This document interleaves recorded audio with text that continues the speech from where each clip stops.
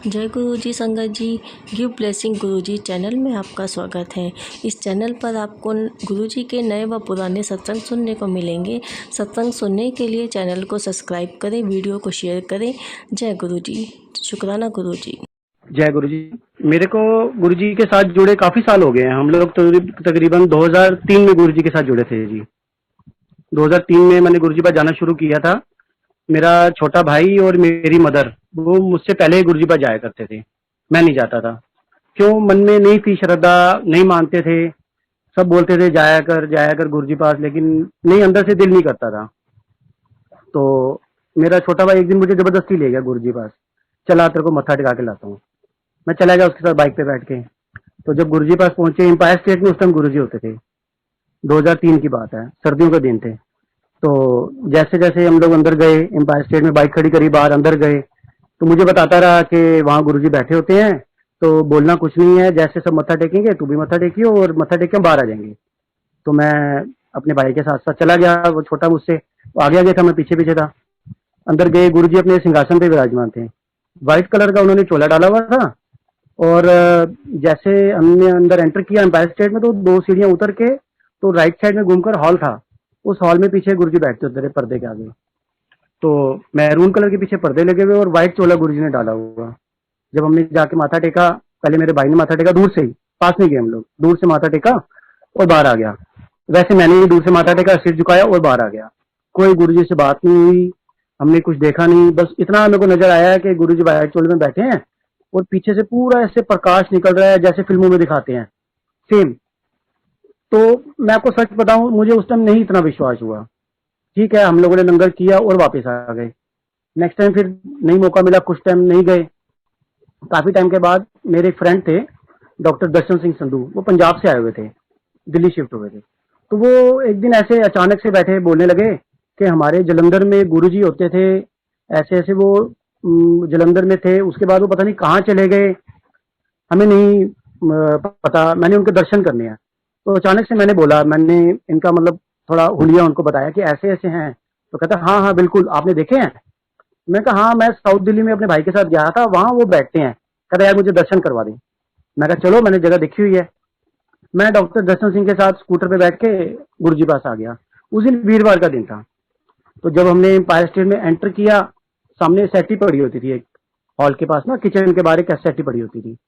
तो वहाँ गुरुजी बैठे थे। गुरुजी ने टी शर्ट और ट्रैक सूट का पजामा टाइप डाला हुआ था और स्पोर्ट्स शूज डाले हुए थे। सेटी के ऊपर बैठे हुए थे गुरुजी। हम लोग गए, मैं आगे आगे था, वो डॉक्टर दर्शन जो मेरे पीछे था। अब मैं पहली बार गया हुआ तो मुझे भी थोड़ा लगा कि मैं पहले एक बार आ चुका हूँ, गुरुजी को मैंने देखा हुआ है। अब हम अंदर गए, जाके गुरुजी को माथा टेका। एक अंकल गुरुजी के पास खड़े बातें कर रहे थे। तो जैसे मैंने माथा टेका तो गुरुजी मुझसे पूछते हैं, सरदार जी अंकल कितों आए हो? मैं कहा गुरुजी तिलक नगर तो आया। कहते ਤੁਹਾਨੂੰ किन्ने भेजा इतने, किन्ने दसा ਤੁਹਾਨੂੰ ਇੱਥੇ ਦਾ ਰਸਤਾ? अब मेरे मौसी जी, बड़े मौसी जी और मेरे छोटे मौसी जी, वो पहले से गुरुजी पर जुड़े, तो वो पहले से आते थे।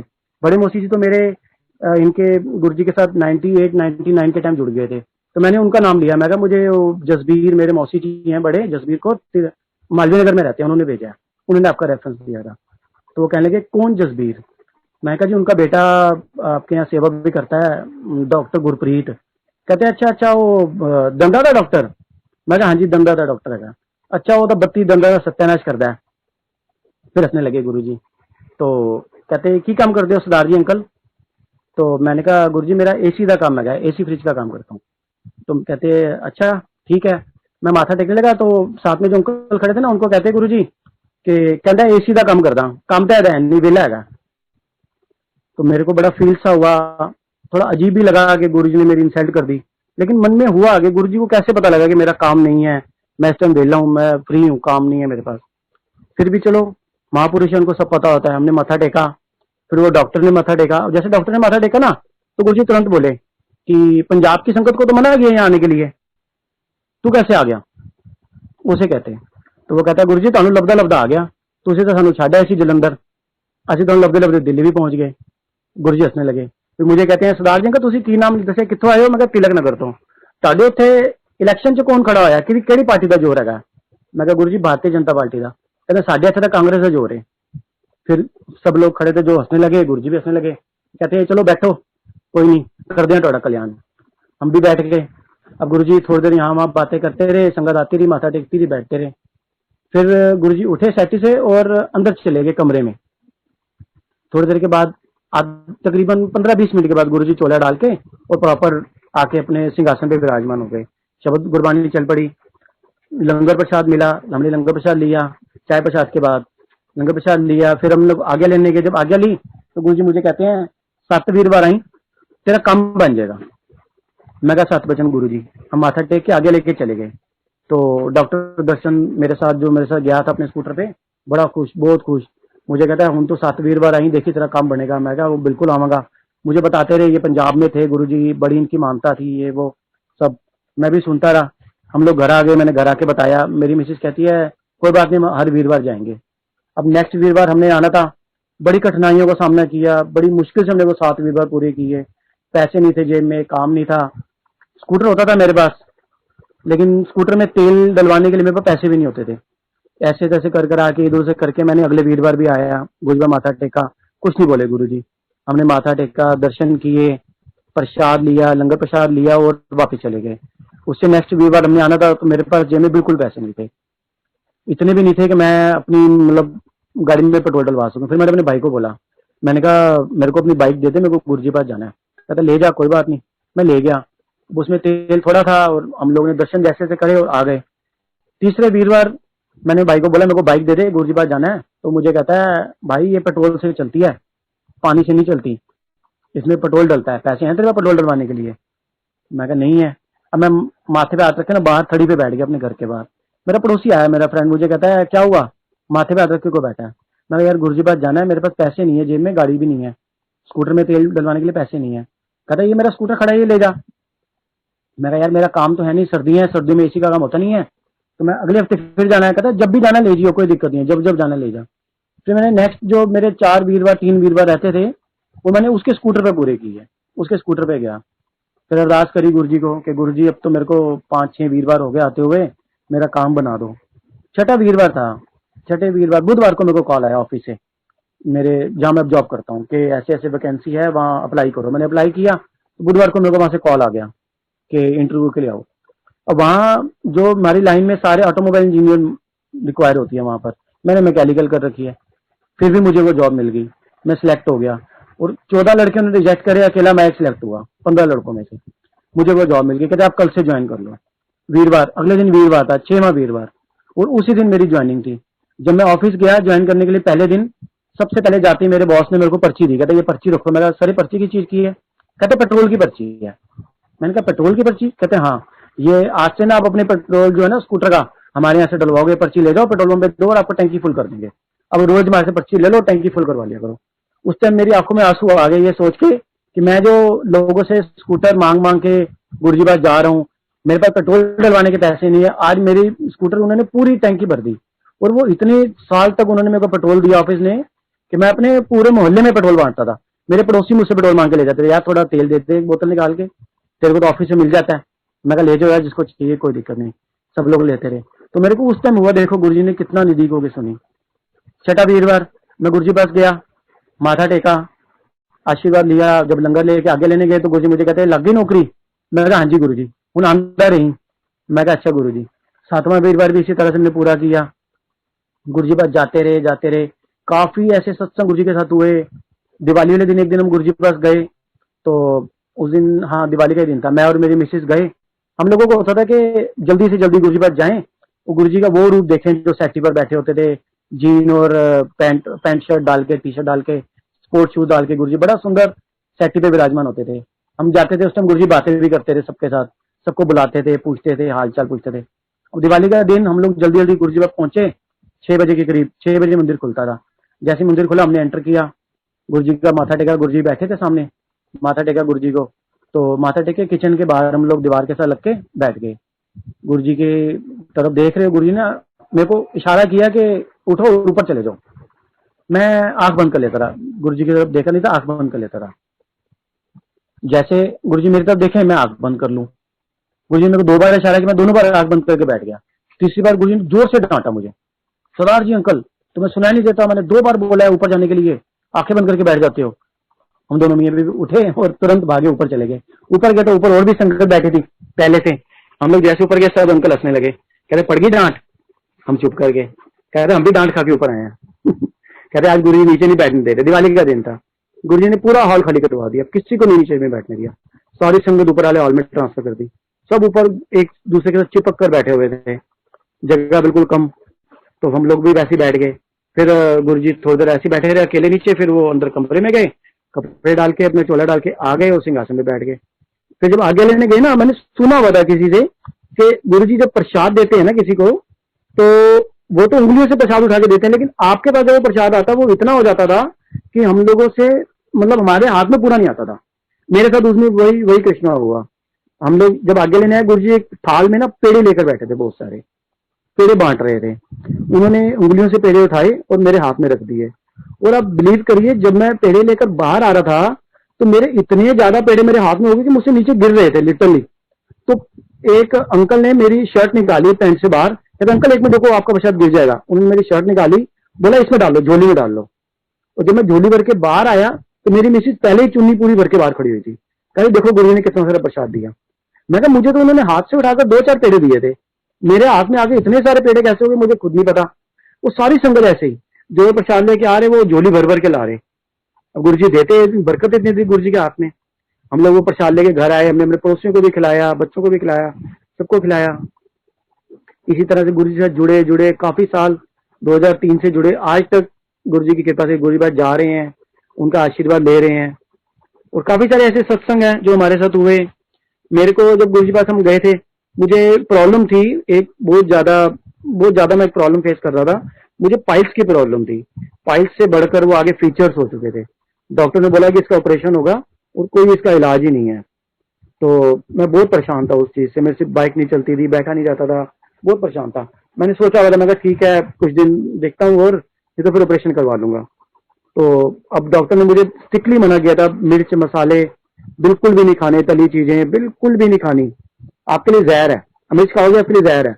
अब उन दिनों गुरु जी पास जो लंगर मिलता था वो इतना स्पाइसी होता था, इतना ज्यादा स्पाइसी होता था कि जो खाता था ना उसकी आंखों में पानी आता था, और इतनी मिर्चों वाला लंगर। अब एक दिन का मैं आपको सत्संग शेयर करता हूँ। एक दिन मैं वहाँ गुरु जी पास लंगर ले रहे, तो हम लोग 4 जने एक थाली शेयर करते थे, गुरु जी करवाते थे। गुरु जी के सामने बैठे थे हम, मेरी पीठ थी गुरु जी की तरफ। हम लोग 4 जने लंगर ले रहे। उस दिन प्रसादे 2-2 प्रसादे प्लस लाल मिर्चों की चटनी और बहुत तीखी बहुत तेज। अब हम लोग वो शेयर कर रहे आपस में, हमने 2-2 रोटी प्रसाद शेयर किया, चटनी भी शेयर कर ली, सब कुछ शेयर कर लिया। जब लंगर ऑलमोस्ट फिनिश होने वाला था ना, तो सिंगला अंकल एक सेवादार थे, पुराने सेवादार होते थे, वो आए, 2 रोटी प्रसाद, उसके ऊपर काफी सारी मिर्चों की चटनी, रेड मिर्चों की चटनी, लाल मिर्चों की, वो दे के मेरे हाथ में, मुझे कंधे से बुलाया, मेरे हाथ में दे के चले गए। मुझे कहते अंकल ये लो, ये प्रसाद खाओ। मैं कहा अंकल हमने तो खा ली रोटी प्रसाद। कहते नहीं है गुरु जी ने भेजा आपके लिए, मेरे हाथ में रख के चले गए। तो मैंने कहा चल हम 4 लोग हैं, आधी आधी रोटी शेयर कर लेंगे, आधा आधा रोटी प्रसाद सब बांट लेंगे और थोड़ी थोड़ी चटनी ले लेंगे। अब मैंने बाकी अंकल को ऑफर किया, मैं कहा अंकल ये रोटी शेयर कर लेते हैं। वो कहते नहीं नहीं ये आपके लिए भेजा है गुरु जी ने, आपकी ब्लेसिंग है, आप खाओगे, दोनों रोटी प्रसाद आप खाओगे, सारी चटनी भी। मैंने पीछे मुड़ के गुरु जी की तरफ देखा, गुरु जी ने मुझे हाथ से इशारा किया कि खा ले। मैं खा गया, दोनों रोटी प्रसाद भी और सारी चटनी खा गया। और मैंने वहां से जब आज्ञा ली बाहर आया, फिर मैंने अपनी मिसेज को बताया। मैं कहा देख, मिसेज मेरी अलग दूसरी जगह लंगर करी, उसको नहीं पता था। मैं बाहर आया, मैंने मिसेज बताया गुरु जी ने मेरे को ना 2 प्रसादे अलग से दिए और इतनी सारी चटनी दी और नीरी मिर्चों की चटनी। तो मिसेज कहते आपने खा ली? मैं कहा हाँ मैंने खा ली, गुरु जी ने बोला मना तो ना करता था, खा ली। तो कहते अब? मैं कहा अब यार मैं क्या कर सकता हूँ, मुझे तो खुद नहीं पता, मुझे तो प्रॉब्लम हो जाएगी। अब इतना लंबा सफर करके वापस जाना, हम लोग तिलक नगर रहते हैं, हमारे घर से एम्पायर स्टेट तकरीबन 30 किलोमीटर है। तो मैं कहा 30 किलोमीटर दूर जाना है स्कूटर पे, तो मुझे प्रॉब्लम बढ़ जाएगी रास्ते में। चल देखते हैं, कोई नहीं, ऑपरेशन तो बोले हुए डॉक्टर ने करवाना तो है ही, देखते हैं। मैं वहां से 30 किलोमीटर स्कूटर चला के अपने घर तक आया, आके घर पे सो गया। कोई प्रॉब्लम मुझे रास्ते में नहीं हुई, सुबह कोई प्रॉब्लम नहीं हुई, ना कोई पेन, ना कोई चुभन, ना कोई जलन, कुछ नहीं। मैं डॉक्टर पास गया, डॉक्टर मुझे कहता है आप कैसी तबीयत है? मैं कहा बेटर है, मेरे को कुछ प्रॉब्लम नहीं है। मैंने डॉक्टर को नहीं बताया कि मैंने ऐसे ऐसे कल मिर्चों की चटनी वगैरह खाई है या रोटी प्रसाद में मिर्चें होती हैं, मैं ऐसे ऐसे गुरुजी जाते, मैंने कुछ भी शेयर नहीं किया। डॉक्टर कहते चेक करवाओ, उन्होंने चेकअप किया, कहते आपके तो फीचर्स है ही नहीं। जो फीचर्स इतने डेंजर चीज होती है, अगर किसी को पता हो, इतनी बड़ी खतरनाक बीमारी है वो। कहते आपके तो है ही नहीं फीचर्स। देखा मेरी दवाइयों का असर, मैंने कहा हाँ जी डॉक्टर साहब आपकी दवाइयों का असर, कोई बात नहीं। मुझे तो पता ना कौन से डॉक्टर की दवाई मुझे असर करी है, हमारे डॉक्टर एक ही हैं जो सारे डॉक्टरों की डॉक्टरी फेल करते हैं। गुरुजी कहते थे उस टाइम, देखा कर दी ना डॉक्टर ने डॉक्टरी फेल। तो हम, मेरे को उस टाइम पे गुरुजी पे बहुत ज्यादा दृढ़ विश्वास हुआ कि देखो गुरुजी ने कैसा मेडिकल मेरे साथ किया। फिर एक सत्संग मैं और शेयर करता हूँ आपके साथ। मेरी मिसिस के कान में ना छेद था, पर्दे में कान बहता रहता था, शादी से पहले का था। शादी के बाद भी प्रॉब्लम थी, चलती रही। जिसके कान में छेद हो वो बिना ऑपरेशन के तो ठीक होता नहीं। दवाइयों से हमने काफी दवाइयां ली, कोई असर नहीं हुआ। डॉक्टर ने बोला ऑपरेशन होगा, मैंने सरकारी हॉस्पिटल में भी दिखाया, उन्होंने भी बोला जी टेस्ट करवाओ। टेस्ट करवाया, कहते आपके कान में ना पर्दे में छेद है, आपको सुनता भी कम है। उनको सुनता भी कम था, कान बहता भी रहता था। डॉक्टर बोलते इसका ऑपरेशन ही है, कोई इलाज नहीं है। मिसेज मेरी कहती मैं ऑपरेशन नहीं करवाऊंगी। मैं कहा कोई बात नहीं, देखते हैं गुरुजी को, गुरुजी से पूछते हैं। उस टाइम पे हम गुरुजी से डायरेक्ट कोई बात नहीं करते थे कि गुरुजी हमारे को ये प्रॉब्लम है या ये नहीं है। कोई अगर कुछ पूछता भी था ना, गुरुजी एक ही बात बोलते थे, लंगर खा सब ठीक हो जाएगा, लंगर खा सब ठीक हो जाएगा, और कुछ नहीं गुरुजी बोलते थे। अब हम गुरुजी पास गए। अब हम दोनों मियाँ बीवी डरते थे, टू बी फ्रैंक मैं आपको बताता हूँ, हम गुरुजी से डरते थे। गुरुजी के साथ आंख से आंख मिला के बात नहीं करते थे, ना गुरुजी से कुछ पूछते थे। खुद ही गुरुजी बुला के कभी उन्होंने मेरे से कुछ पूछा, कभी बात करी या कुछ मुझे बोला या कभी डांटा तो किया, नहीं तो मैंने सामने से गुरुजी से कभी कुछ नहीं पूछा। तो अपने मन में गुरुजी को अरदास करी मेरी मिसेज ने कि मेरे कान में छेद है, डॉक्टर बोले ऑपरेशन करवाना है, आपने इनकी पाइल्स की प्रॉब्लम इतनी, इतनी भयंकर प्रॉब्लम ठीक कर दी, तो ये तो कान तो कुछ भी नहीं है, छोटी सी बीमारी है, मेरा कान भी ठीक कर दो।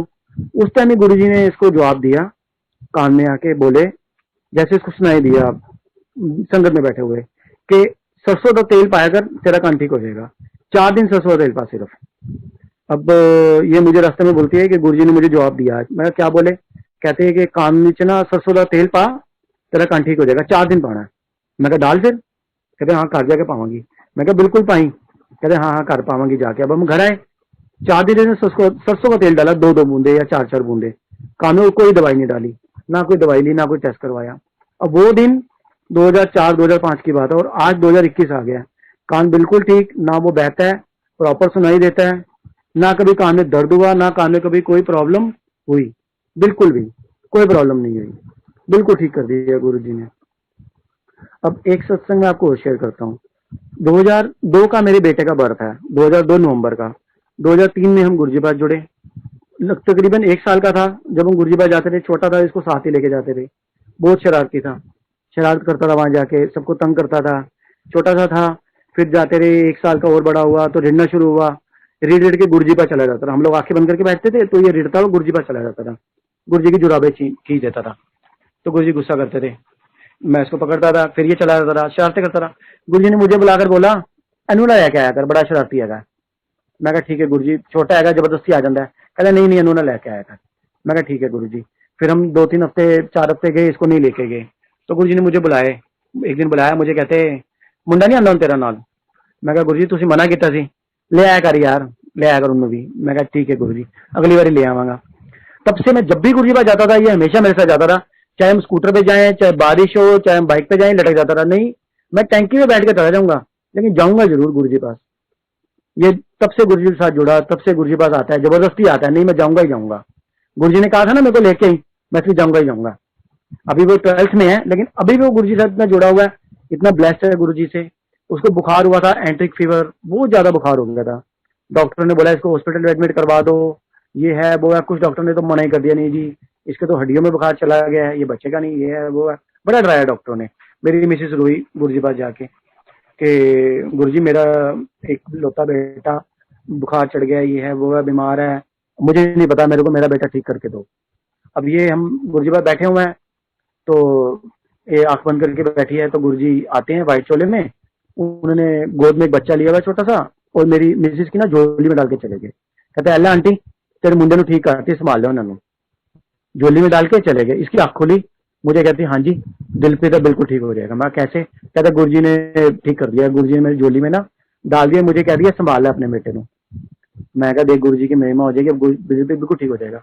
उसी दिन रात से गुरुजी की कृपा से बेटे का बुखार उतरना शुरू हो गया, इंप्रूवमेंट होनी शुरू हो गई। ना हमने उसको हॉस्पिटल एडमिट करवाया, ना हमने उसको कोई ज्यादा मेडिसिन दिलवाई, कुछ नहीं करवाया, खुद ही ठीक हो गया। बिल्कुल गुरुजी की कृपा से आज बिल्कुल ठीक है। गुरुजी की ब्लेसिंग पूरी फैमिली के साथ, पूरे परिवार के साथ जुड़ी रही। अब एक बार गुरु नानक बर्थडे था, गुरु नानक बर्थडे था, बड़े मंदिर में प्रोग्राम था। उस टाइम पे जो प्रोग्राम बड़े मंदिर में होते थे वो मंदिर के अंदर ही किए जाते थे। ज्यादा संगत नहीं थी, थोड़ी संगत थी तो अंदर ही सब निपट जाते थे। कॉफी प्रसाद मिलता था और खाने का कुछ प्रसाद होता था, बालूशाही वगैरह। फिर लंगर प्रसाद अंदर गुरु जी के सामने संगत बैठ के करती थी और आज्ञा लेके बाहर आ जाते थे। नानक बर्थडे था, छोड़ चुके थे गुरु जी, उस टाइम पर छोला छोड़ चुके थे। गुरु जी का समाधि भी बनी थी, समाधि पे कुछ चोले डाल रखे थे इन लोगों ने। तो उस टाइम गुरु नानक बर्थडे वाले दिन हम लोग गुरु जी पास गए, तो उस दिन वहां उन्होंने डिसाइड किया कि आज यहाँ सामूहिक सामूहिक आरती की जाएगी।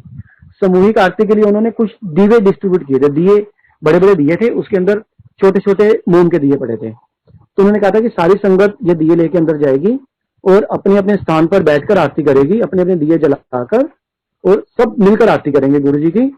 और उस दिन गुरु जी के 8 चोले, टोटल 8 चोले उन्होंने डिस्ट्रीब्यूट करने थे कि हमारे पास गुरु जी के कुछ चोले हैं। 8 चोले थे गुरु जी के, हमने ये सारी संगत में डिस्ट्रीब्यूट करने हैं। अब हजारों की संगत, मंदिर ठसाठस भरा हुआ, हजारों उन्होंने दिए बांटे। और हमने सोचा इतने हजार संगत के बाद दिए हैं, सब पे नंबर लिखे हुए थे, तो अब हमें कहाँ चोला मिलेगा। मेरी मिसेज कहती है, गुरु जी को अरदास करके कहती है, गुरु जी आपकी तो इतनी अमीर संगत है, इतने बड़े बड़े लोग आपके साथ जुड़े हुए हैं, हम तो इतने गरीब हैं, हमें भी चोला दे दो। या हमें चोला नहीं दोगे आप, हम गरीब हैं इसलिए।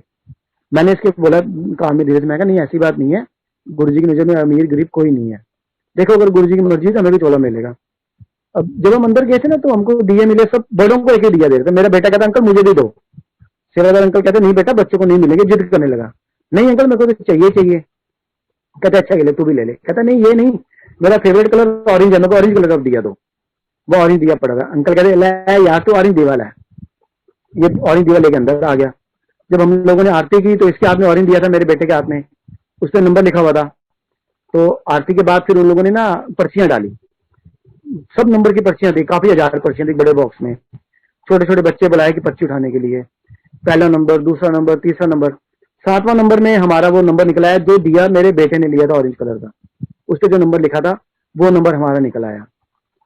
तो उन्होंने जब छोटे वाले दिए वापस रखने गई ना मेरी बेटी मेरी मिसेज समाधि पर, तो पीछे से हमारा वो दिया, हमारा वो नंबर अनाउंस हो गया। तो उन्होंने अनाउंसमेंट करी हुई ये नंबर, तो मैं खड़ा हुआ, उन्होंने इशारा किया आ जाओ अपना चोला ले जाओ।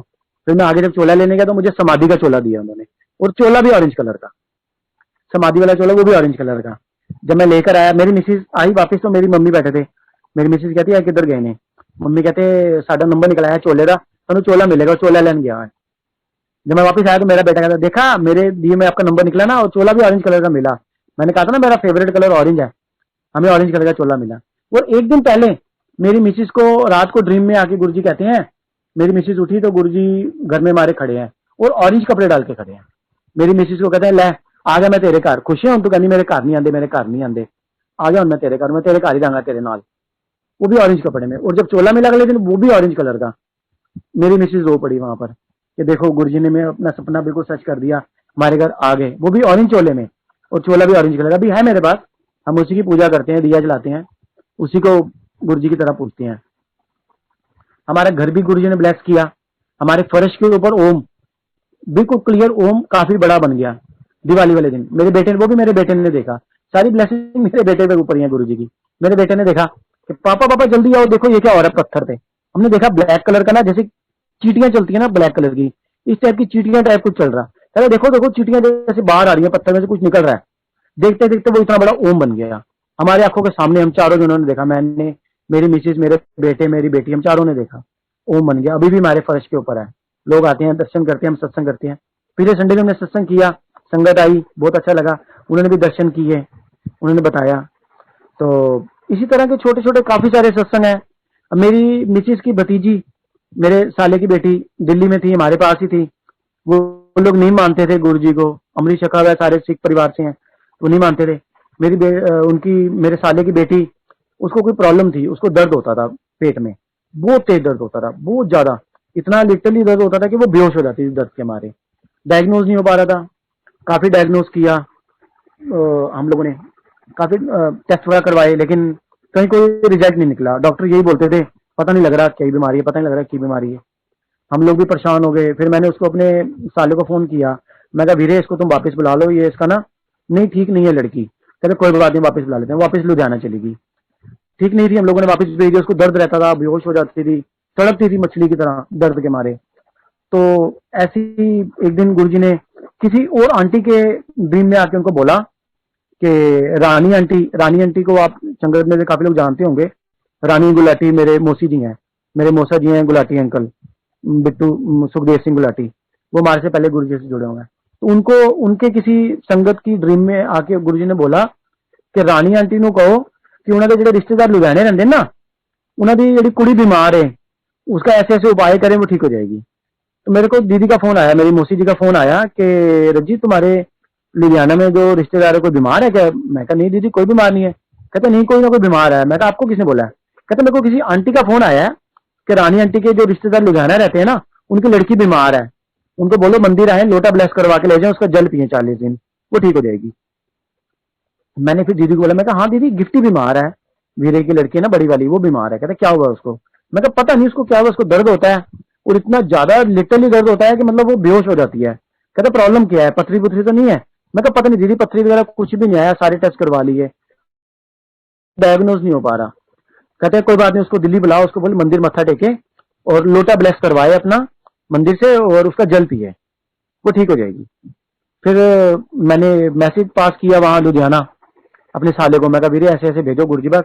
वो मानते नहीं है, उन्होंने नहीं बिलीव किया, कहते नहीं नहीं असि नहीं मनते चीजा ਨੂੰ। मैं कहा वीरे मनन की केड़ी गल है, तुसी करी भेजो सी, गल करके देखो, करके तो देखो उपाय, कोई मुश्किल थोड़ी ना है, क्या दिक्कत है? वो नहीं माने।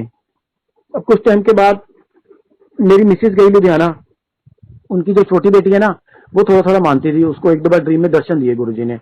वो कहने लगी मेरी मिसेज को कि दीदी आपके वहां मंदिर में ऐसे ऐसे मंदिर के ऊपर छत पे, उस टाइम गुरुजी की ना गुरुजी की कोई फोटो या कोई भी सोशल मीडिया पे किसी भी जगह पर नहीं होती थी। लोगों को नहीं पता था कि यहाँ गुरुजी हैं या मंदिर है, मंदिर की ऐसी मतलब मंदिर ऐसा है देखने में, किसी को नहीं पता था। उसने मेरी मिसेज को बोला कि दीदी वहां मंदिर पे ऊपर शिवलिंग बना हुआ है छत पे बहुत बड़ा। मेरी मिसेज कहती हाँ तेरे को कैसे पता? कहती मेरे को ड्रीम में दिखाई देता है ऐसा मंदिर एक। कहती ड्रीम में को मंदिर दिखाई देता तो चल मैं तो दर्शन करा आती हूँ। कहती पापा मना करते हैं, पापा नहीं जाने देते। कहते कुछ नहीं होता चल। कहते चलो मैं ना ऐसा करती हूँ, उसका भाई था छोटा बिन्नी, वो और हम दोनों आएंगे और चलेंगे मंदिर दर्शन करके आएंगे। मेरी मिसेज कहती हाँ ठीक है चलेंगे। तो ये गुरुजी के चोला छोड़ देने के बाद की बात है। तो वो ऐसे तैयार हो गए आने के लिए, तो बड़ी बड़ी बेटी को भी तैयार कर लिया क्योंकि उसको तो गुरुजी ने पहले इनवाइट किया था कि आओ लोटा ब्लेस करवाओ और ले जाओ।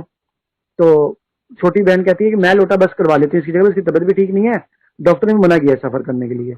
वो दोनों बहन भाई आए, हम लोग मंदिर लेके गए, उन्होंने मंदिर देखा, मंदिर देख के कहने कि सेम यही मंदिर तो मैंने ख्वाब में 2-3 बार देखा है, मेरे को ख्वाब में नजर आता है कि मेरे को यहाँ जाना है, मेरे को दर्शन करने हैं।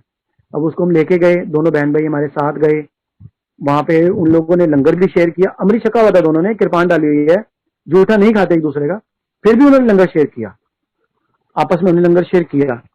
तो वहां से फिर हमने लोटा ब्रश करवाया, वो लोटा लेके लुधियाना गई और वहां जाके गुरुजी का जाप करके लोटे से उसको 40 दिन तक जल पिलाया, लड़की को, बड़ी को, गिफ्टी को, वो बिल्कुल ठीक हो गई। वो दिन और आज का दिन उसको दोबारा दर्द नहीं हुआ। शादी भी हो गई है, बच्चे भी हो गए हैं, दोनों बहनें शादी हो गई हैं, बच्चे भी हो गए दोनों के, लेकिन दोबारा उसको वो दर्द नहीं उठा, वो जो उस टाइम पे दर्द होता था। गुरुजी ने इतना ब्लेस किया उसको, बिल्कुल ठीक कर दिया। और एक सत्संग आपको मैं शेयर करता हूँ। हम लोग जब गुरुजी पास जाते थे स्कूटर पे, काफी ठंड होती थी, गर्मी होती थी, कभी बरसात है, कुछ है, कई बार हम भीगते हुए पहुंचते थे। एक दफा तो इतना ज्यादा भीग गए, मेरा बेटा साथ था, बारिश इतनी ज्यादा, हम रस्ते में मेरी मिसेज ने जो सूट डाला हुआ था उसका कलर भी निकल गया, उसकी बॉडी पे लग गया। हम लोग गए लेकिन अंदर मत्था नहीं टेका, बाहर से मत्था टेका। तो मेरी मिसेज ने अरदास करी कि गुरुजी देखो हम किस कंडीशन में आपके पास आए हैं, बिल्कुल भीगते हुए, मेरे सारा कलर भी निकल गया, हालत देखो हम लोगों की, हमें भी कार दे दो, हम भी कार पे आया करें आपके पास। अब पैसे नहीं होते थे, ठीक है कार मांग तो ली, लेकिन आएगी कहां से, चलो कोई बात नहीं। गुरुजी ने अरदास करी कि कार दे दो। आप विश्वास करिए अंकल जी, अगले हफ्ते हम लोग कार लेके गुरुजी पास गए, एक हफ्ते के अंदर गुरुजी ने हमें कार दी। और कैसे पेमेंट आई, कहां से बनी वो कार, हमें नहीं पता, हमारे पास कार आई। और जब कार आई तब मुझे चलानी भी नहीं आती थी, उसी कार से मैंने चलानी सीखी। अगले हफ्ते वही कार लेकर हम गुरुजी पास गए, माथा टेका, ब्लेस करवाई, आ गए। धीरे धीरे गुरुजी ने दूसरी कार दी, उसको भी चलाई, फिर तीसरी कार दी। जब तीसरी कार दी मैंने, उस टाइम मेरा दिल नहीं था पुरानी कार लेने का, फिर भी मैंने ली। मुझे किसी ने मना किया कि गुरुजी ना झूठी, गुरुजी सेकंड हैंड गाड़ी के खिलाफ थे, सेकंड हैंड गाड़ी मत लिया करो, नहीं लिया करो। मैंने ले ली सेकंड हैंड गाड़ी।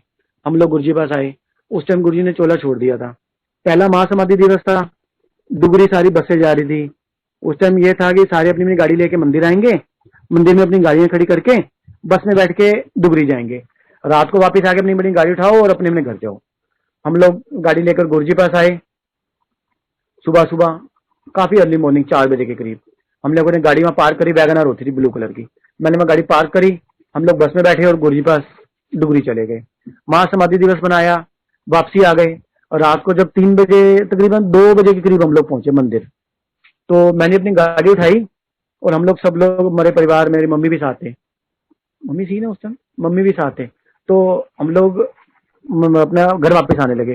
तो अचानक से मेरे बेटे की निगाह पड़ी डैशबोर्ड के ऊपर, कहता पापा यहाँ गुरुजी की फोटो थी, वो कहाँ गई? मेरी गाड़ी के डैशबोर्ड पे गुरुजी की एक प्लास्टिक की फोटो हमने लगा रखी थी, एक बाबा जी की फोटो भी लगाई हुई थी, कुछ ऑडियो कैसेट्स भी पड़ी थी, वो भी प्लास्टिक की हैं, लेकिन वो कोई भी चीज प्लास्टिक की, जो गुरुजी की फोटो प्लास्टिक की थी, बाकी भी सब चीजें प्लास्टिक की थी, वो कुछ भी चीज मेल्ट नहीं हुई। एक गुरुजी की फोटो अकेली उस गाड़ी में से पूरी तरह से मेल्ट होगी, वो लिक्विड बन गई, बिल्कुल लिटरली पानी बन गई। मेरा बेटा कहता है यहाँ गुरुजी की फोटो थी, वो कहाँ चली गई? मैंने भी अचानक निगाह पड़ी, मेरे को गुरुजी की फोटो कहाँ गई?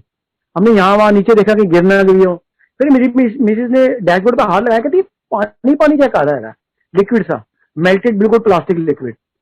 तो मैंने कहा ये क्या हो गया, ये क्या चमत्कार हो गया, फोटो मेल्ट हो गई, जबकि और प्लास्टिक पड़ा है, कैसेट पड़ी है, ऑडियो, बाबा जी की फोटो पड़ी है, वो नहीं मेल्ट हुई, गुरुजी की फोटो अकेले क्यों मेल्ट हुई? हम लोग बड़े हैरान हुए, बड़े परेशान हुए कि ये क्या हो गया है, कौन सा कोतक कर दिया गुरुजी ने। हम लोग जैसे तैसे घर पहुंचे रात को 3 सवा 3 बजे। मैं आके सो गया, रात को ड्रीम में आए गुरुजी, मुझे कहते हैं मैं ना आज तो तेरी गड्डी छोड़ती, मैं तेरी गड्डी नहीं बैठांगा। अब मैं गुरुजी से पूछ रहा हूँ क्यों गुरुजी? कहते तेन मना किया था झूठी गड्डी नहीं लैनी, नवी गड्डी लै। मैं कहा मेरे को तेरा पैसे है, नवी गड्डी देनी तो पैसे दो। मैं ऐसे ही बोला लिटरली। अभी भी हम गुरुजी के साथ ऐसे ही बात करते हैं, हमारे साथ भी गुरुजी ऐसी बात करते हैं, लड़के एक दूसरे के साथ। मैं कहा पैसे दो सर, नवी गड्डी लेनी तो मेरे को केड़ा पैसे है। कहते तू हाँ था बाहर आ जाएगी गड्डी, झूठी गड्डी नहीं चलानी। मैं ठीक है गुरुजी। वो दिन, उसके बाद मैंने महीना 1.5 महीना गुरुजी पर नहीं गया, गाड़ी चलाई ही नहीं मैंने, गुरुजी पर लेके ही नहीं गया। मैं कहा रजनी मैं उन्हें गड्डी नहीं चलावांगा। मैंने मिसिस को बोला, वो कहते हैं क्यों? मैं कहा गुरुजी कहते मैं गड्डी छोड़ती है, मैं तेरी गड्डी नहीं बैठांगा। गुरुजी मैंने गड्डी नहीं बैठाने गया तो मैं गड्डी नहीं चलावांगा। मैंने अपने वहां सब डीलरों को बोल दिया मैंने गाड़ी बेचनी है। एक डीलर से सौदा हुआ, मैंने गाड़ी बेची, डाउन पेमेंट शोरूम पे करी, लोन करवाया और नई गाड़ी शोरूम से निकलवा ली। वो रेड कलर की गाड़ी मुझे गुरुजी ने दिखाई ड्रीम में, रेड कलर की गाड़ी थी, मैंने रेड कलर की ही गाड़ी ली। हम लोग फिर 2010 में मैंने वो गाड़ी ली थी, तो अभी तक वो गाड़ी मेरे पास है और बहुत अच्छी गुरुजी की कृपा से चल रही है। उसके बाद एक बार मैं सत्संग करवाना था मैंने घर पे। गुरुजी के बर्थडे होता है 7 जुलाई को, तो मेरा कोशिश होती है कि गुरुजी के बर्थडे के आसपास सत्संग करवाऊं। मैंने इस बार सोचा था कि मतलब ये भी बात कोई तकरीबन 5-6 साल पहले की है। मैंने सोचा था कि एक बड़ा सत्संग करवाऊंगा इस बार, गली में पूरे टेंट लगा के ना, बड़ा वो दरबार बाहर लगाऊंगा, बाहर टेंट लगवा के ना, बड़े पंडाल लगवाऊंगा पूरा, और वहां गुरुजी का दरबार सजाऊंगा। मेरी मिसेज कहती हाँ हाँ कोई बात नहीं, पैसे तो पड़े हैं, बड़ा सत्संग करते हैं इस बार। मैं ठीक है। हम लोगों ने डिसाइड किया और सो गए। रात को ड्रीम में आए गुरुजी, मुझे कहते हैं कि तू मैनू घर के बाहर बिठाएंगा। मैं कहा हाँ जी गुरुजी। कहते तेरे घर के बाहर पता तेन 6-6 गटर है ने, मैंने गटरां के उत्ते बिठाएंगा। मैं कहा गुरुजी की गल्लां कर रहे हो, 6 गटर कितने है? कहते गिने है तू, गिनी पहला सवेरे उठ के। मैं कहा अच्छा मैं सवेरे उठ के गिनदा फिर तुहाडे नाल गल करांगा। मैं सुबह उठा, उठ के उससे सर मैंने मिसेज को बोला, मैं कहा रजनी अपने घर के बाहर 6 गटर है ने? कहती नहीं। मैं कहा गुरुजी कह रहे थे। कहते तुहानू कदों क्या? मैं कहा राती गुरुजी खुआ भी जाए, कहते कि तेरे घर के बाद 6-6 गटर ने मैनू गटरां के उत्ते बिठाएंगा। कहता आओ गिनते हैं, चलो आओ। हम लोग फटाफट उठ के अर्ली मॉर्निंग बाहर गए और हमने गिनती की है, 1 2 3 4, 2 उधर 2 इधर। मैं कहा तो पूरे 6 गटर हैं। हम लोगों को अभी तक नहीं पता था, इतने साल से, हम लोग 30 साल से यहाँ रह रहे हैं, कि हमारे घर के बाद 6-6 गटर है, 2 इधर है, 2 उधर है, 2 साइड पे बने हुए हैं। मैं कहा ये तो 6 गटर है पूरे। मैं कहा मैं नहीं बैठाता, मैंने कानों का लगाया। मैं कहा ना बिल्कुल नहीं, सिंहासन घर के अंदर लगाएंगे, बाहर टेंट लगा के खुद बैठ जाएंगे, लेकिन गुरुजी को बाहर नहीं बैठाना, अंदर बैठाएंगे घर के। फिर हम सत्संग करते रहे हैं, अंदर ही गुरुजी का सिंहासन लगाते रहे हैं। पिछले संडे भी हमने किया घर पे सत्संग, अंदर ही सिंहासन लगाया गुरुजी का, बहुत सुंदर सिंहासन लगाया।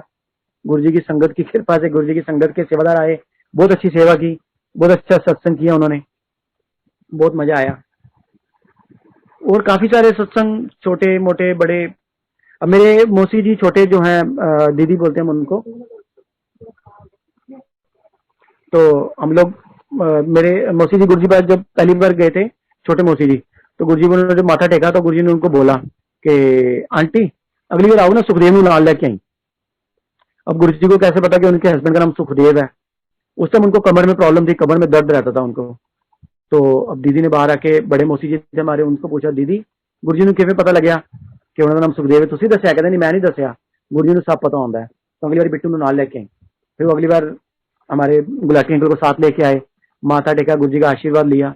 कमर में दर्द होती थी, वो प्रॉब्लम बिल्कुल ठीक कर दी गुरुजी ने। दीदी की प्रॉब्लम बिल्कुल ठीक करी। अभी अभी फिलहाल थोड़े टाइम पहले वो कैंसर से जूझ रहे थे, उन्होंने कैंसर से भी निकाला है, ठीक किया है, अभी बिल्कुल ठीक है वो, गुरुजी की कृपा से। और कौन कौन से सत्संग, छोटे मोटे काफी सत्संग होते रहे गुरुजी के पास। हम लोग जाते हैं, गुरुजी से बात करी काफी, हमने गुरुजी के हाथ से प्रसाद खाया, गुरुजी से हमने डांट भी खाई, एक दो बार गलती करी। जैसे बताया कि दिवाली वाले दिन हम लोग आंख बंद कर लेते थे गुरुजी को देख के, गुरुजी ने डांटा, भी आंख बंद कर लेते हो, तुम्हें पता नहीं है, मैं तुम्हें 2 बार बोल रहा हूँ ऊपर जाओ, ऊपर चले गए। और लास्ट जब गुरुजी ने 2007 में चोला छोड़ा, वीरवार वाले दिन, उस दिन मैं गुरुजी पास गया, माथा टेका। उस टाइम गुरुजी ने चोला छोड़ने से 1 हफ्ता पहले की बात है, सॉरी 1 हफ्ता पहले मैं माथा टेका वीरवार। जब आगे लेने गए तो गुरुजी ने मुझे बुलाया, सरदार जी अंकल इधर आओ। मैं कहा हाँ जी गुरुजी। अंकल तुसी अगो तो ना शनिवार आया करो। मैं कहा 7 बजे गुरुजी शनिवार आ जाऊंगा। ठीक है। अब मैं माथा टेक के बाहर आ रहा, 4 सीढ़ियां चढ़ के ऊपर आया बाहर जाने के लिए, गुरुजी ने दोबारा आवाज मारी, सरदार जी अंकल। मैं खड़ा हो गया, मैं कहा हाँ जी अंकल। हाँ जी गुरुजी। कहते शनिवार आना आपको तो, ठीक है। मैं कहा अच्छा गुरुजी, वीरवार नहीं आना। मैं कहा अच्छा गुरुजी। मैं आ गया, अब वापिस आ गया। उससे अगले वीरवार गुरुजी ने चोला छोड़ दिया। अगले वीरवार हमें फोन आया सुबह 31 मई 2007, फोन आया मंदिर से, मेरे मासी की बड़ी बेटी का, गुरुजी की तबीयत ठीक नहीं है, गुरुजी को एम्स ले गए हैं, तो आप लोग ना एम्स पहुंचो, गुरुजी की तबीयत खराब है। मैंने फटाफट गाड़ी निकाली एम्स जाने के लिए, तो तुरंत फोन आ गया वापस उसी का, सिल्की का, कि भैया गुरुजी ने तो चोला छोड़ दिया, गुरुजी चले गए हम सबको छोड़ के। हम लोग लिटरली रोने लगे। फिर जैसे तैसे अपने आप को संभाला, गाड़ी तैयार करी, गुरुजी पास निकले। तो मेरे उसका डॉक्टर गुरप्रीत, जो मेरे बड़े मास्टर जी का बेटा है, वो भी गुरुजी की सेवा कमेटी में है, सेवादारों में। उसका फोन आ गया कि रज्जी कहाँ पर है? मैं कहा बबलू मैं आ रहा हूँ, एम्स आ रहा हूँ गुरुजी के पास। कहते नहीं यहाँ मत, बहुत जाम लग गया, मंदिर पहुंचो, मंदिर सफाई करो। उसे मंदिर में ना कंस्ट्रक्शन का काम चल रहा था, मंदिर पहुंचो, मंदिर में साफ सफाई कराओ फटाफट जाके, गुरुजी को हमने वहां लेके आना है। फिर हम लोगों ने फटाफट गाड़ी मोड़ी और मंदिर की तरफ निकल गए। वहां जाके साफ सफाई कराई, फिर गुरुजी का पार्थिव शरीर लेकर आए, वहां हम लोगों ने मत्था टेका, सत्संग किया, दर्शन करके फिर हम लोग वापिस आ गए। फिर वहां अगले दिन गुरुजी का संस्कार हुआ और वहीं पर ही गुरुजी की समाधि बना दी। फिर उससे अगले वीरवार हमें पता चला कि 40 दिन तक लगातार एम्पायर स्टेट में सत्संग चलेगा, लगातार चलेगा। तो संगत से अनुरोध है कि वहां पहुंचे बड़ी से बड़ी संख्या में। तो हम लोगों ने भाई रजनी, हमने ना ऑफिस से वीरवार की छुट्टी ले रखी है, वीरवार ही जाया करेंगे। रजनी कहती हाँ ठीक है वीरवार ही जाएंगे, मेरी आंटी कहते। तो हम लोग वीरवार को निकले घर से गुरुजी पास जाने के लिए। लेकिन जब गुरुजी ने चोला छोड़ने से पहले मुझे मना किया था कि वीरवार नहीं आना, शनिवार आना है, लेकिन फिर भी हम ना शुक्रे ना समझ गुरुजी की बात का नादर करके फिर हम वीरवार को चले गए। घर से निकले तो धूप इतनी तेज, अंधेरिया मोड़ तक पहुंचे तो बारिश इतनी कि जैसे बारिश आज ही आ जाए, और इतना पानी खड़ा हो गया अंधेरिया मोड़ पे कि पूरी कार ही डूब जाए अंदर। हम लोग पहुंच ही नहीं पाए, वापिस आ गए। उससे अगले वीरवार फिर तैयार हुए, चलो जी गुरुजी पास जाना है, तैयार होकर चले गए। लेकिन वहां निकलने की जगह कहीं और पहुंच गए, पता नहीं कहाँ दिमाग ब्रेन वॉश हुआ, गाड़ी घुमाते घुमाते कहीं और पहुंच गए। मैं ये हम कहाँ गए, मुझे तो गुरुजी पास जाना था। मुझे कहती है लगता है गुरुजी को ना वीरवार को नहीं बुलाएंगे, मना किया था वीरवार जाने के लिए, फिर भी वीरवार जाते हो। मैं कहा नहीं, कानूनवार लगाया, नहीं अब वीरवार नहीं जाएंगे, शनिवार ही जाएंगे। जब शनिवार का हुक्म है शनिवार जाएंगे। फिर मैंने ऑफिस में बात करी, मैं कहा सर मुझे वीरवार की नहीं शनिवार की छुट्टी चाहिए। मेरे बॉस कहते हैं तू तो वीरवार जाता है गुरुजी को। मैं कहा नहीं सर मैं शनिवार जा करूंगा, गुरुजी ने हुक्म किया सी शनिवार आया कर, मुझे शनिवार की छुट्टी दे दिया करो वीरवार की जगह पे। वो कहते कोई बात नहीं शनिवार ले ले आप दे, शनिवार चला जाएगा। फिर मैंने शनिवार जाना शुरू किया, फिर कोई अड़चन नहीं आई। गुरुजी पहुंच गए, माथा टेका, दर्शन करे, सब कुछ किया, कोई अड़चन नहीं आई। जब गुरुजी ने हुक्म किया वीरवार नहीं आना तो वीरवार नहीं जा पाया। और वो दिन 2007 में गुरुजी ने चोला छोड़ा था, 2021 आ गया, 14 साल हो गए। 14 साल से मैं वीरवार को गुरुजी पास नहीं गया, ना जा सका। कभी कोशिश भी की तो पहुंच ही नहीं पाया। कोई ना कोई अड़चन आ जाती थी, रुक जाते थे, कोई ना कोई बजी हो जाती थी। एक बार तो ऐसा हुआ कि गाड़ी लेकर गए गुरजीबाद जाने के लिए, रास्ते में बिदक गए, मेरा दिमाग खराब हो गया। मैं मिसेस को बोला आज रहन देने, गुरजीबाद नहीं चल रहे, उसे चलते हैं, मालवीय नगर चलते हैं, मामे के घर चलते हैं। कहीं हाँ चलो। मैं इतना बोलना था, मेरी गाड़ी पटरी के ऊपर चढ़ गई और पलट गई, और हम लोग इतनी मुश्किल से बचे, हमें खोच भी नहीं आई, लेकिन गाड़ी काफी डैमेज हो गई। फिर मैंने कानों का, मैं नहीं गुरुजी सॉरी, गलती हो गई, ऐसे नहीं बोलेंगे, जो हुक्म आपने किया है वही करेंगे। घर से गुरजीबाद जाने के लिए निकलेंगे तो गुरुजी पास ही जाएंगे, कहीं और नहीं जाएंगे। जब घर से कह के निकलेंगे ना गुरुजीबाद जाना है तो गुरुजी पास ही जाएंगे और कहीं नहीं जाएंगे। फिर हमने माफी मांग के, तो अब कहीं नई संगत है, उनसे भी यही अनुरोध है मेरा कि अगर आप घर से गुरुजीबाद जाने के लिए निकलते हो तो गुरुजी पास ही जाओ, गुरुजी पास माथा टेक के सीधा अपने घर आओ, और लंगर प्रसाद लेने के बाद कुछ मत खाओ, और लंगर प्रसाद जो मंदिर में मिले वो मंदिर में ही खाओ। क्योंकि हम जब गुरुजीबाद जाते थे ना अंकल, गुरुजी एक बार बोलते होते रहे, ऐसे खाओगे तो दबाइए, कार ले जाओगे तो मिठाइए, यही बात बोलते रहे। अब संगत आती थी, गुरुजी में मत्था टेकती थी, गुरुजी मेरा काम नहीं चल रहा, गुरुजी बोलते थे कोई गली लंगर खा, सब ठीक हो जाएगा। एक संगत आई, गुरुजी मैनू ए प्रॉब्लम हैगी है, गुरुजी कहते कोई गल नहीं, ब्याज खाना बंद कर दे, तेरी प्रॉब्लम ठीक हो जाएगी। अब ब्याज का उस चीज से क्या कंसर्न है, उसको कोई शारीरिक प्रॉब्लम है, उसके शरीर में कोई प्रॉब्लम है, तो गुरुजी से बोल रहा है, तो गुरुजी उसको कह रहे हैं तू ब्याज खाना बंद कर दे, तेरी प्रॉब्लम ठीक हो जाएगी। बताओ, अब उसने ब्याज का काम बंद किया और कोई और काम शुरू कर दिया, वो बिल्कुल ठीक हो गया, उसको कोई प्रॉब्लम नहीं हुई। अब मैं आपको एक सत्संग शेयर करता हूँ, मेरा नहीं है, किसी और का है। हम उस दिन वीरवार वाले दिन गुरुजी पास ही बैठे थे, गुरुजी पास हमारे आंखों के सामने का सत्संग था वो। तो एक राजस्थान से कोई मंत्री, कोई मिनिस्टर थे, कोई मंत्री थे, कोई राजस्थान से कोई बड़े वीवीआईपी थे, वो गुरुजी पास आए, आते थे पहले भी कार लेके, अपने ड्राइवर को लेके आते थे। उन्होंने राजस्थान में उस दिन अपने ड्राइवर को बोला कि तैयार हो जा, गुरुजी पास जाना है। वो कहता है कि सर मेरी ना बेटी हॉस्पिटल में एडमिट है, वो ठीक नहीं है, उसकी तबीयत बहुत ज्यादा खराब है, तो मैं नहीं जा सकता, आज किसी और ड्राइवर को ले जाओ। तो मंत्री उसको कहता है कि ठीक है कोई बात नहीं, मत चल, कल से काम पे मत आइयो, तेरी छुट्टी आज से, मैं कोई और ड्राइवर ढूंढ लेता हूँ। वो कहता है अच्छा अच्छा, नहीं सर नहीं, ऐसे मत करो, मुझे नौकरी से मत निकालो, मेरा बच्चा भी बीमार है, मुझे पैसे की जरूरत है, चलो मैं चलता हूँ। वो लिटरली रोता रोता राजस्थान से, जयपुर से दिल्ली गाड़ी लेकर आया गुरुजी पास। एम्पायर स्टेट में बैठते थे गुरुजी, गुरुजी होते थे उस टाइम।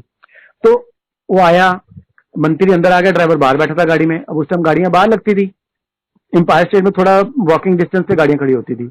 वो गाड़ी खड़ी करके वहां गाड़ी में बैठ गया ड्राइवर, और वो मंत्री अंदर आ गया अपने सिक्योरिटी गार्ड के साथ, गार्ड बाहर खड़े हो गए, मंदिर के अंदर आ गया वो मंत्री, गुरुजी को माथा टेका और बैठ गया। अब जब लंगर प्रसाद शुरू हुआ तो सिंगला अंकल को तो पता था कि ये जो है बंदा ये वीवीआईपी है, मंत्री है, तो इसको अलग से थाली देंगे। उसको उन्होंने एक बंदे की थाली दे दी, लेकिन गुरुजी ने रुकवा दिया, लंगर शुरू नहीं करने दिया उसको, बोला रुको। अब एक सेवादार को भेजा, बाहर जाओ, इसकी गाड़ी में इसके ड्राइवर को बुला के लाओ। वो सेवादार बाहर गए, उसके ड्राइवर को बुला के ले आए कि इस गाड़ी का ड्राइवर कौन है, वो जो मंत्री आया। वो बोला हाँ जी सर मैं हूँ जी। कहते आओ, तुम्हें गुरुजी बुला रहे हैं। कहते मुझे बुला रहे हैं? कहते हाँ आपको बुला रहे हैं। मुझे क्यों बुला रहे हैं? कहते पता नहीं जी, गुरुजी को पता है, अंदर आओ। वो अंदर आ गया, आके गुरुजी को प्रणाम किया। गुरुजी कहते वहां बैठ जा और लंगर करो उसके साथ, उसी मंत्री के साथ, उसी मिनिस्टर के साथ उसके ड्राइवर को बिठा दिया। अब वो मंत्री का स्टेटस कहाँ और उसके ड्राइवर का स्टेटस कहाँ?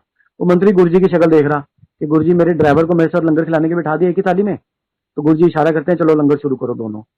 अब दोनों ने लंगर शुरू किया, लंगर शेयर किया दोनों ने। वो मंत्री ने भी खा लिया, गुरुजी का हुक्म था कैसे मना करता, नाक पर चढ़ाता, वो खा लिया, लंगर शेयर कर लिया, ड्राइवर ने भी खा लिया। और लंगर करके वो जब गुरुजी की आज्ञा लेने आए, मंत्री ने आज्ञा ली और बाहर चला गया। ड्राइवर आया आज्ञा लेने, गुरुजी ने पकड़ के अपने पास बिठा लिया, यहाँ बैठ जा, अपने चरणों में बिठा लिया। और वो लिटरली चरणों में बैठ के रो पड़ा। गुरुजी को तो सब पता था, वो तो जान ही जानते क्यों रो रहा है, क्या हुआ है, क्यों लंगर करवाया था। अभी गुरुजी को पता था कि उसका घमंड तोड़ना था मंत्री का। उसको गुरुजी ने एक लड्डू प्रसाद दिया, अंदर से मंगवा के ना एक लड्डू प्रसाद दिया, ये ले जा और अपनी कुड़ी से मुंह लवा दी, अपनी कुड़ी को खवा दी, वो ठीक हो जाएगी। अब वो लड्डू प्रसाद लेके फट से रुमाल में बांधा, जेब में डाल लिया और चल पड़ा। गाड़ी लेके जयपुर निकल गया। 3 बजे जयपुर पहुंचा। ड्राइवर ने मंत्री को उतारा, उसके घर पे गाड़ी खड़ी करी, अपनी बाइक उठाई और हॉस्पिटल चला गया। हॉस्पिटल गया, अपनी मिसेज को पूछता है कि बेटी की तबीयत कैसी है। कहता है, मिसेज कहती है अभी ऐसी है जी तबीयत, अभी डॉक्टर कोई जवाब नहीं दे रहे, डॉक्टर कुछ नहीं बोल रहे। तो कहता है कोई बात नहीं, मेरे को आईसीयू अंदर जाना है। कहते जाने नहीं देंगे। कहते आप कोशिश करते हैं। दोनों मियाँ बीवी गए आईसीयू के अंदर, गार्ड ने नहीं रोका, कुछ नहीं बोला, अंदर चले गए। अंदर 2 नर्स बैठी हैं। नर्स के सामने उन्होंने नर्स को बोला इसका वेंटिलेटर उतारो, मुंह से मांस उतारो, हमने इसको प्रसाद खिलाना है। अब नर्स किसी को प्रसाद खिलाने देती है आईसीयू के अंदर, फिर भी उन्होंने उसका मुंह से मांस उतारा, उसने वो लड्डू प्रसाद हल्का सा चुटकी भर बच्चे के मुंह में डाला, उसके होठों पर लगाया और मांस वापस लगा दिया, बाहर आके बैठ गए। सुबह डॉक्टर राउंड पे आते हैं, अर्ली मॉर्निंग राउंड पे आए, उन्होंने चेक किया कि लड़की की तबीयत तो स्टेबल है, ठीक हो रही है।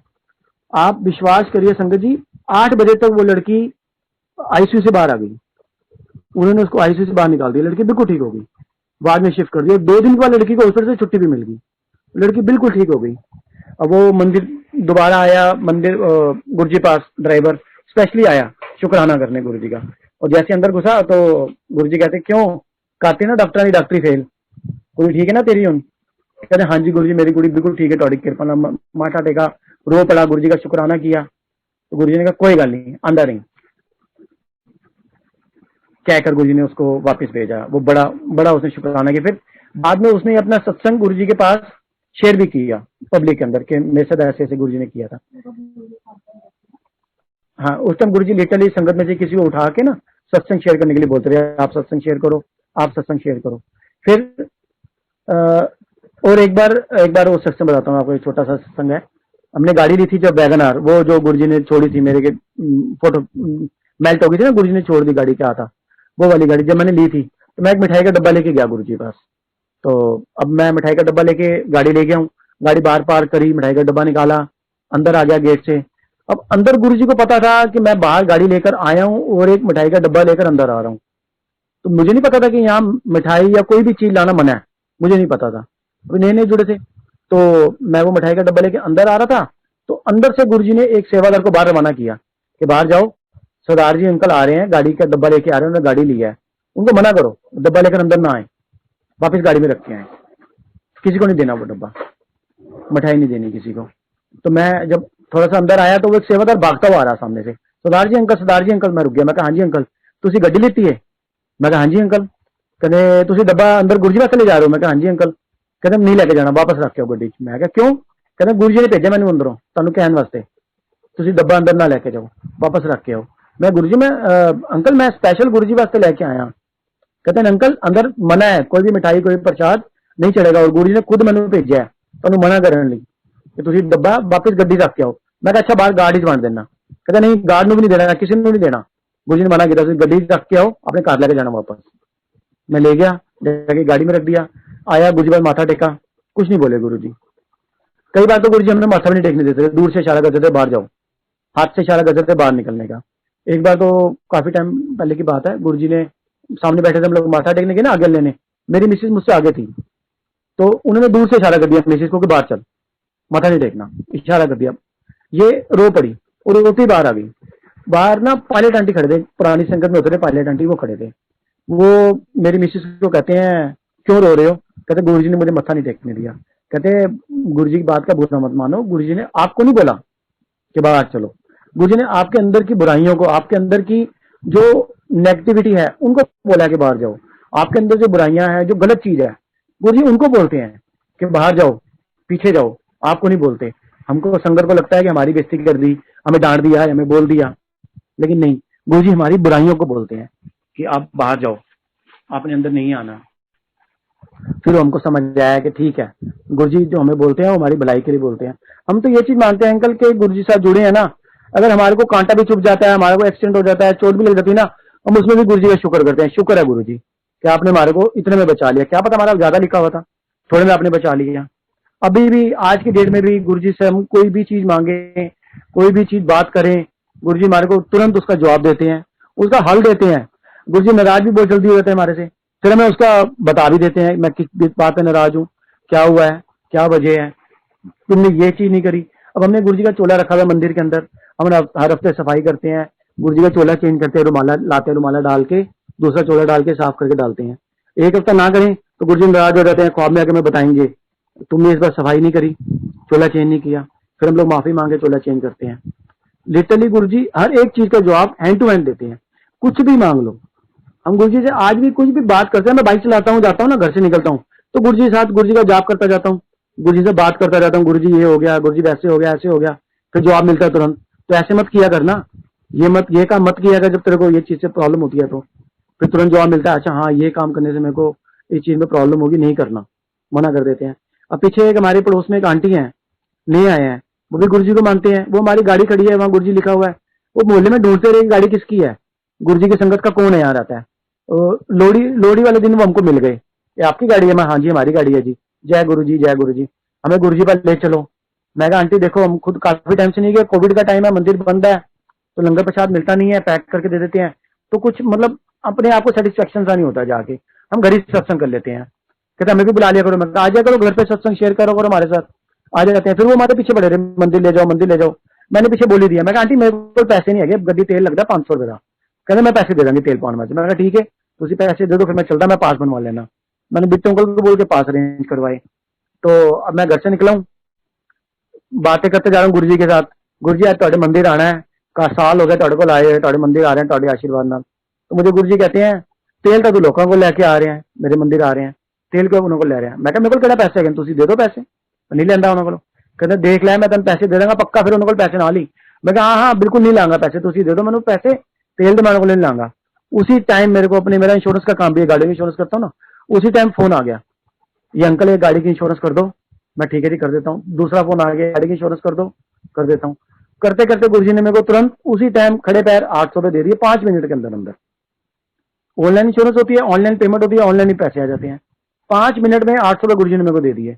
अल्लाह देते नहीं पेट्रोल के पैसे, आंटी को ना ली हूँ। मैं कहा अच्छा गुरु जी नहीं लाऊंगा। मैं हफ्ता भर घर आया, तैयार हुए हम लोग, गुरु जी बात किया, आंटी मुझे पैसे निकाल के दे। मैं कहा आंटी नहीं लेने। कहते नहीं नहीं तुम मेरी सो। मैं कहा मैं कसम को मत दो, मैं कसमों पर विश्वास नहीं रखता, मैं पैसे नहीं लूंगा, मुझे गुरु जी ने मना किया है। कहते झूठ बोल रहे हो। मैं कहा आंटी मैं झूठ नहीं बोलता, मैं जा रहा था काम पे, हरिनगर केस करने जा रहा था, तो मेरे को गुरु जी रास्ते में मेरे से गुरु जी से बात हुई है। कहते ऐਵੇਂ थोड़ी ना होता है। मैं कहा ऐसे ही होता है, आप करके देख लो गुरु जी से बात, ऐसा ही होगा। आप गुरु जी से बात करोगे तुरंत जवाब मिलेगा, जवाब मिलेगा, आपको बताएंगे आपकी कहाँ गलती है, आपको गलती भी बताएंगे और वो गलती कैसे सुधारनी ये भी बताएंगे उसी टाइम। अपनी संगत का हाथ नहीं छोड़ते बिल्कुल भी। उन्होंने गुरु जी ने बोला ना एक परिवार है, तो एक परिवार बना के चलते हैं। जब हम गुरु जी पास जाते थे, गुरु जी के वर्डिंग मुंह से कहे हुए अल्फाज थे। किसी ने गुरु जी से पूछा गुरु जी 4-4 बंदे ने क्यों लंगर खवाते हो? कहने क्यों है, फिर एक तो फैमिली है, एक तो परिवार है सारा, कौन छोटा है कौन बड़ा है, कौन शेड्यूल कास्ट है कौन ऊंची जात का है, कोई नहीं पता, कोई ब्राह्मण है कोई सिख है, हम सिख परिवार से हैं, कोई बात नहीं, हम 7 लंगर छक रहे हैं सारे बैठ के। मेरे इन लॉज, मेरे ससुराल वाले आज गुरु जी पर इतना ज्यादा विश्वास करते हैं, इतना ज्यादा मानते हैं। मेरे साले का बेटा लुधियाना मंदिर कमेटी के अंदर मेंबर है, वहां की सेवादारों की कमेटी में सेवादार है, सेवा करता है, सत्संग करता है, डुगरी जाता है, डुगरी में भी उसकी सेवा लगती है। अमृत छका हुआ है, कृपान डाली हुई है, फिर भी लंगर शेयर करता है संगत के साथ।